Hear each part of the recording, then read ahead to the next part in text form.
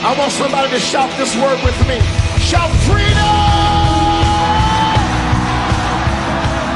What we try to do is to come back home,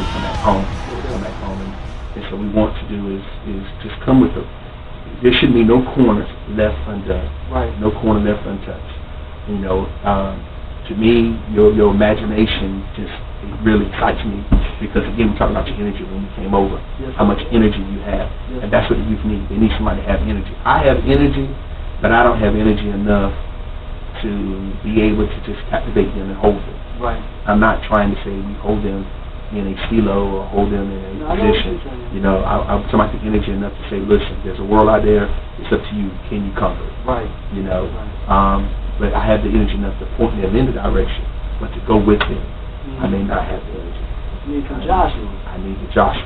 And real talk though, if say for instance that did occur. Okay. And the way I teach when I talk to the young folks, and I'm not preaching to teaching, when your DNA changes, when God becomes your father, certain things in your life are going to change. So if, in other words, if your daughter was, you know, smoking cocaine or whatever, I don't think you smoke cocaine, or whatever, but yet she has your nose and her lips and her eyes and your hands, that's not going to change. The point is, she is still who she is.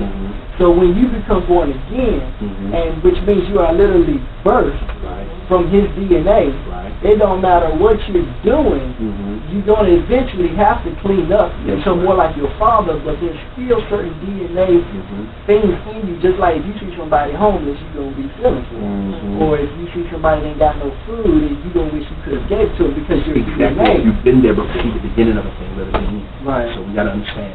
My job was to begin the word of truth. It's going to be somebody else's job to take the word of truth from this level to the next. Amen. Exactly. So there's going to be a time where I will be here, and there's probably be a time when I'm not be here. Right. And this thing is going to be handed to somebody that's trustworthy enough to take it to another level.